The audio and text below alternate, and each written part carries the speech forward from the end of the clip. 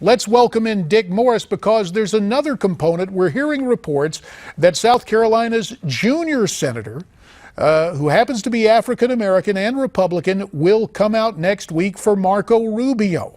Right. So what does this do? Are we now minimizing Iowa and playing the establishment press game where suddenly it's all Rubio with the momentum, Dick? Yeah, Cruz is very likely to win this whole thing. He's going to go into New Hampshire with a great deal of momentum coming from Iowa. And Trump has been proven fallible. He's been proven not immortal. And I think that it's going to be a very tight three-way race in New Hampshire.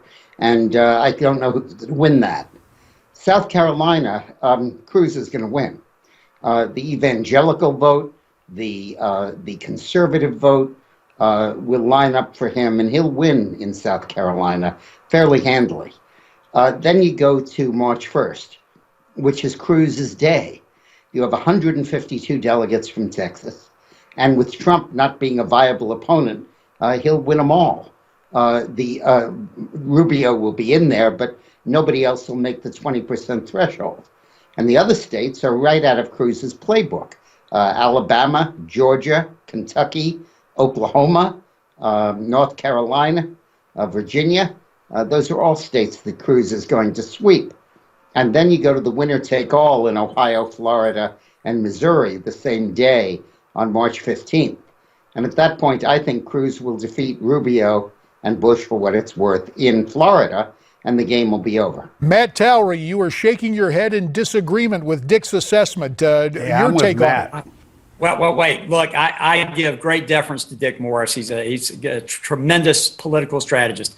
But I know the South, and I can tell you, South Carolina is going to be very hard for Cruz to win. The lower part of that state does not go for evangelical candidates. It's going to go for somebody who's pro-military, and I think Trump's going to do very well there. I know Georgia. I know the rest of these southern states.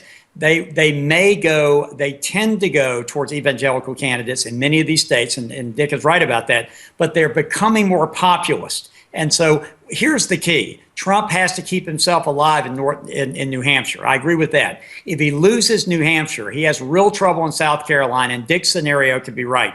But if he stays strong in New Hampshire, and if Cruz doesn't do well in New Hampshire, I think he's going to fade. And I think you're going to see more of a Trump-Rubio battle in South Carolina and on to the great dance in Florida.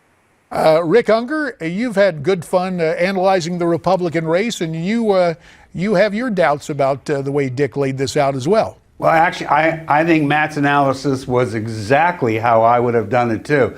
I'm not quite sure why Dick thinks that Cruz is a likely winner in South Carolina. I think that's just absolutely not going to be the case. And I think Matt's analysis about what happens when you get to the rest of the South is much closer to what's likely. Well, let's let Dick back in to offer his rebuttal and the reasons why he's saying what he's saying. Dick, we got about a minute and a half. Give us the lowdown. It might be because I've run successful campaigns for the senator and governor of South Carolina. I think I understand the state somewhat. It's a very conservative state, and Cruz is going to rack that state up.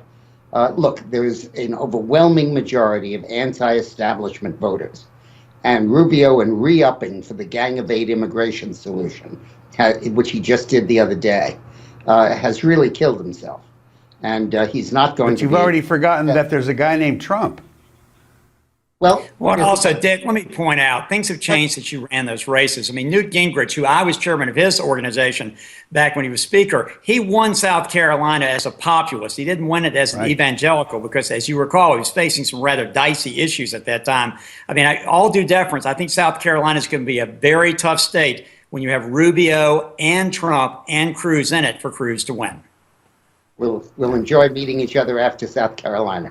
And I'm of ready course, to put a bet down, Matt. What about you? Well, no wagering, please. We'll just have meaningful discussions. If you want to go to Nevada and wager, that's your business. And Nevada's on this list, too. But next up, it's New Hampshire. Matt Towery, we appreciate your insights. Gentlemen, stand by. Jennifer Burke will join us in just a couple of minutes as we kind of take a break here. reconnoiter this, but we want to know what you think about what is going on. Who is your choice? Are you undeterred, still there for Trump? Do you like Cruz, like Rubio, or somebody else? Let your voice be heard. Tell us who you like in our straw poll by voting at newsmaxpolls.com. That's newsmaxpolls.com. We'll be right back.